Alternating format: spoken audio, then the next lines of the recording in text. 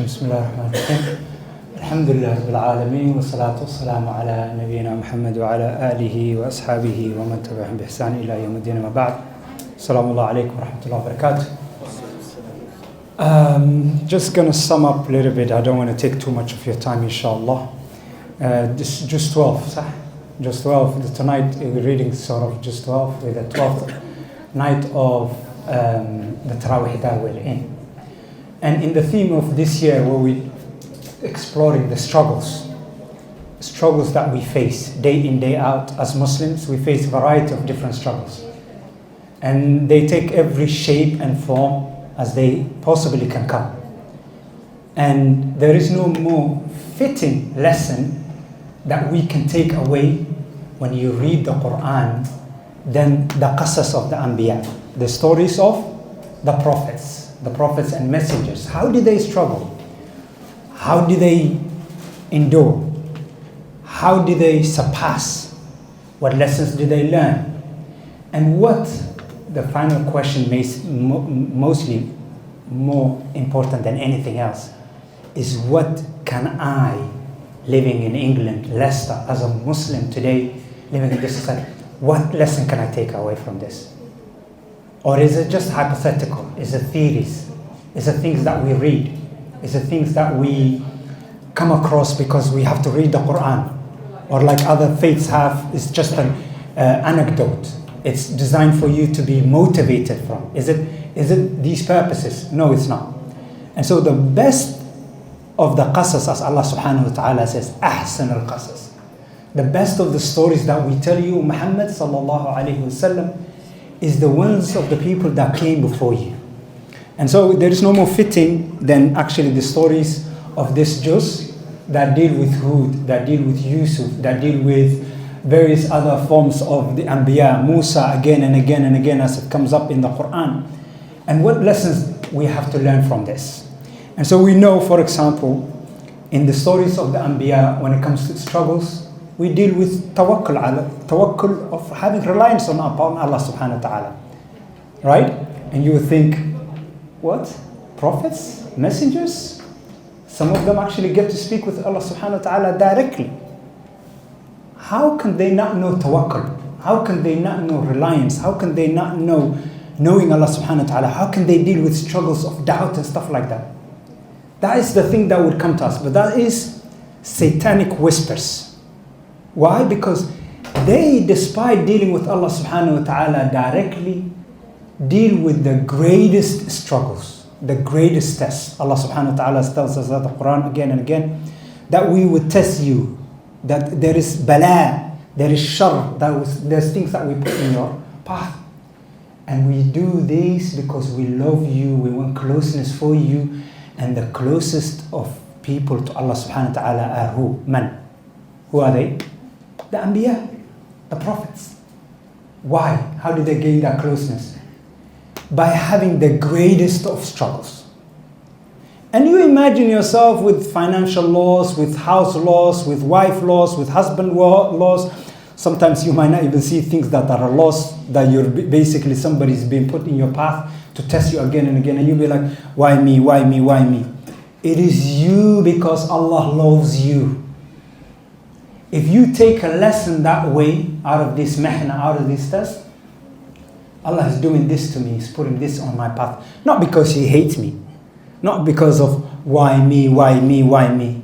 It's because Allah subhanahu wa ta'ala loves you the most. And He wants you closeness. He wants to test you. He wants to see what kind of material you made out of. Not for His sake, because Al-Alim, He is the knower of it all, but so that you get to know yourselves. And so the main theme on these verses is Surah Al-Hud, for example. Allah subhanahu wa ta'ala says, and He tells us in terms of sustenance, وَمَا مِن دَابَّةٍ. Allah subhanahu wa ta'ala says, there is nothing that crawls, there is nothing that walks, except it has that complete and utter reliance on Allah subhanahu wa ta'ala. It will be provided for. There is no stress in that. And Surah Al-Hud, Allah subhanahu wa ta'ala tells us again and again. And Allah subhanahu wa ta'ala says, وَلَنَبْلُوَنَّكُمْ. We will test you. We will expose you trials. And we guarantee to expose you more and more. Just because you've found a way of trust and going over this hurdle, Doesn't mean there is not another hurdle. You know how they say when you climb on the top of the hill, there's only going down, right? In Islam, you don't see the journey of up the hill and you stay up the hill. That's not how it is. You go up the hill, you come down the hill. Then you go another uphill, and then you come down another hill. It's a valley. It's a life of a valley. It's not a life of I'm going to stay in this position.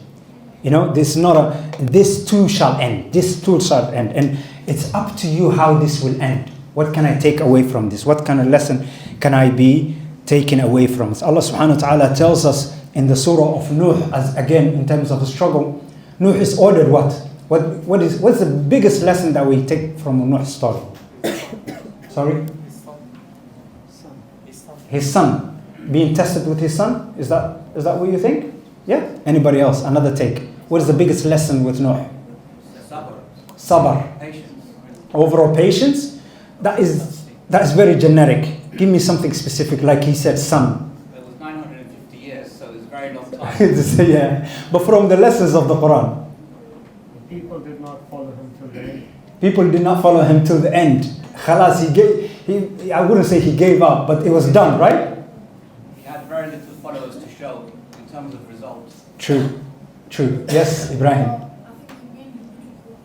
He what? The people made fun of him. MashaAllah, my son got the nail on the hammer. Proud of you, MashaAllah.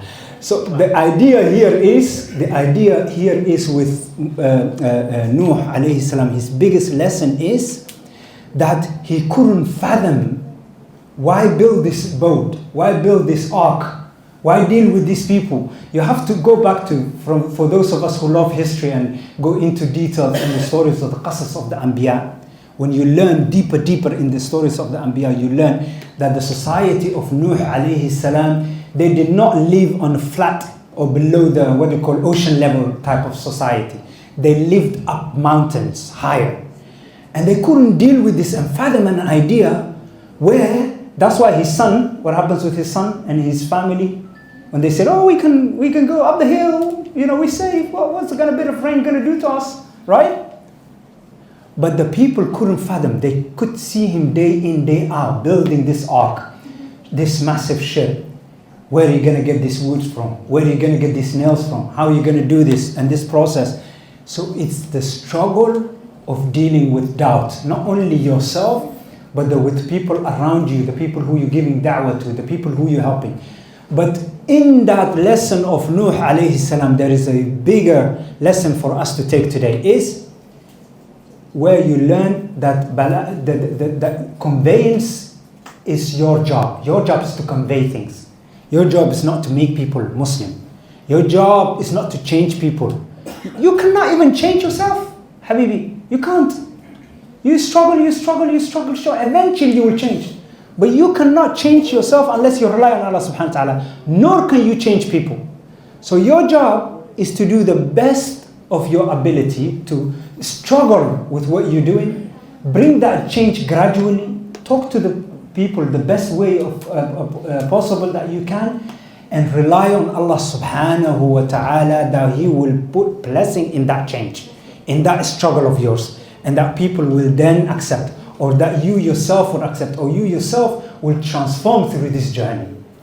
And that is the biggest lesson that we can take from the lessons of the Anbiya, but khasatan specifically as it relates to the story of Nuh alayhi salam, as it relates to Hud, as it relates to Salih, as it relates to Yusuf. All of the stories of these Anbiya and the people who rejected them, whether they left them behind or whether their people have been destroyed, the lesson we can take from this today is that we struggle with the things that is the closest and dearest to us, and we continue to struggle because Allah subhanahu wa ta'ala loves us the most and wants to see what we are made out of, and that we learn a lesson from this.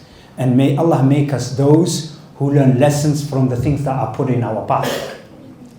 That we do not automatically go back to a loss and doubt and destruction, but that we think, how can I be transformed through this experience? How can I go over this? What lessons do I learn from this? and may Allah accept from us everything that we do in the journey of seeking Him and getting close to Him, and may Allah accept our fasting and our prayers and our charity. And I will leave you with that, inshallah. I think I went a little bit over my time. Normally I tend to do very short, and which I promised, but we can continue our tarawih بإذن الله الكريم. أقول قولي هذا وأستغفر الله لي ولكم فاستغفروه إنه غفور رحيم.